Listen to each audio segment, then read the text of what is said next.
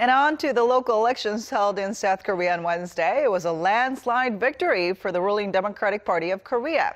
Voter turnout was the second highest ever for a local election, coming in above 60% for the first time in more than 20 years. Our Kim Min-ji reports. This year's local elections were a massive win for the ruling Democratic Party of Korea and an unmitigated disaster for the main opposition Liberty Korea Party. Out of 17 posts for mayor and governor, the ruling party claimed victory in 14. What's especially significant about these positions is that they are seen as a springboard to key national leadership positions in the future. The party dominated the heavily populated areas of Seoul and its neighboring Gyeonggi-do Province. Likewise, they took seats in the central districts, including Daejeon, on top of the usual liberal strongholds such as Gyeonggi-do Province. And even in conservative strongholds, with the exception of two regions, Ulsan, Busan, and Gyeongsangnam-do Province were taken by the ruling party. On Jeju Island, an independent candidate was elected. With that, the ruling party has been given an important boost, having added 5 governor and mayoral seats to the 9 it already had. Our win is a victory for the people. We should repay voters who cast their ballots for us. We will do our best as the ruling party, take a more humble approach, and thoroughly deal with pending issues. Pundits have pointed to the positive developments in regards to North Korea, saying the uptick in South-North relations and President Moon Jae-in's high approval ratings were favorable factors for the ruling party in this year's local elections.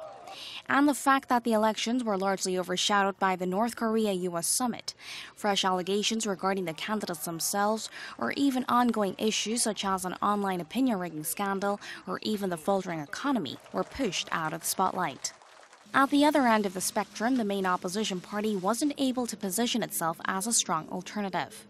It still hasn't been able to completely sever its ties to impeach former President Park Geun-hye, and it's been more or less critical of everything the government has been doing, with voters unable to regain much trust in the party. It's the first time we've experienced such a devastating loss. We humbly accept the results. The outcome might lead to some serious political reshuffling down the road, which could come in the form of a change in party leadership and later perhaps the formation of a coalition or defections to other parties. There's no doubt the results will give the ruling party a massive boost in that it will be easier to get President Moon Jae-in's policy agendas rolling, but some experts also say it's important to keep a balance between the progressive and conservative blocs in order to keep the ruling party in check. They also point out that the results don't necessarily mean that the people are happy with everything the ruling party is doing.